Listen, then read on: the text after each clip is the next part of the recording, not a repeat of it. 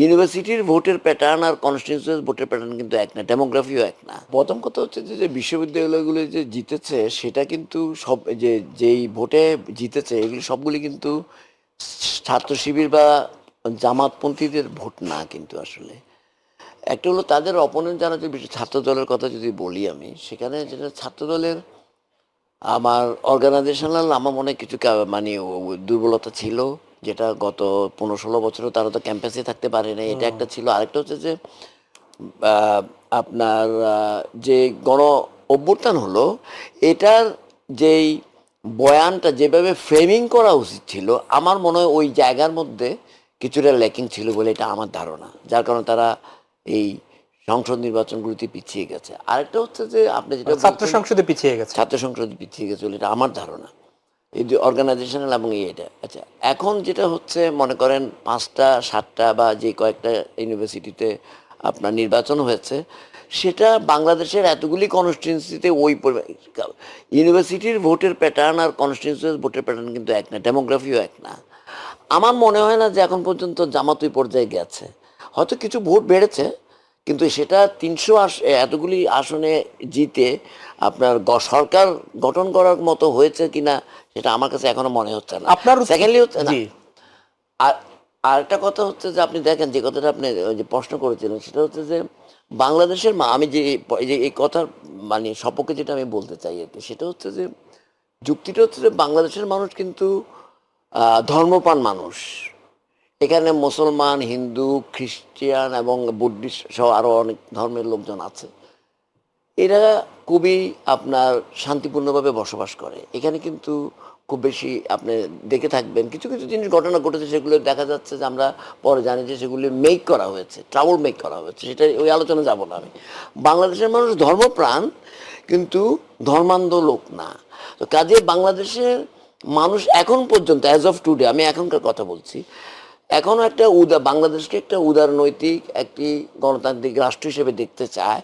এবং সেই প্রেক্ষাপটে কিন্তু আপনি দেখবেন মানুষ কিন্তু নামাজ যেহেতু পড়ে, আবার কিন্তু আবার দেখা যাচ্ছে যে এখন আমাদের দেশে যেই শাসন ব্যবস্থা এখন এখন চলছে, সেটা তো ওয়েস্টার্ন আপনার কি বলে ওয়েস্টমিনিস্টার টাইপ অফ ডেমোক্রেসি।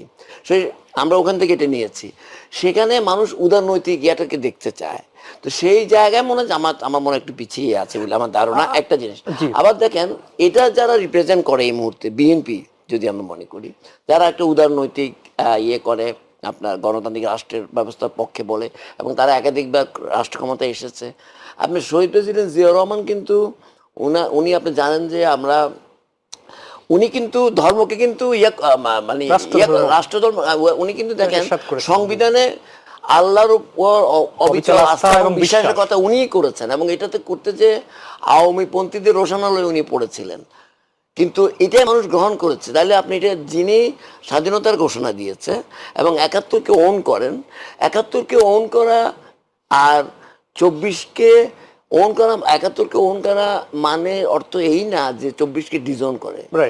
71 জায়গায় আছে, 24 জায়গায় আছে, দুইটাকেই ওন করতে হবে, দুইটাই ওন করে। আমি একটু ছোট্ট আর শেষ করি আমি এখন আপনার যে জায়গাটার মধ্যে, তাহলে এই জায়গায় এবং ধর্মকেও কিন্তু বিএনপি কিন্তু ডিজাইন করছে না এখানে একটা। এবং কিন্তু জামাত যে প্রচারণাটা করছে, তারা দেখেন তাদেরকে ধর্মান্ধের মধ্যে পড়ে বলে মনে করেন? হ্যাঁ, মানে জামাতের অ্যাক্টিভিটিসটা কি ধর্মান্ধের পর্যায়ে পড়ে? না না না, ওনাদের যে আগে ওনাদের সঙ্গে যে পারসেপশন সমাজে বা দেশে, যে তারা একটা ধর্ম ভিত্তিক রাষ্ট্র পরিচালনা করতে চান, সেখান থেকে সেটা গ্রহণযোগ্য নয় বলেই এখন পর্যন্ত ওনারা দেখেন ওনাদের ক্যাম্পেইনের মধ্যে এটা থেকে সরে আসছে।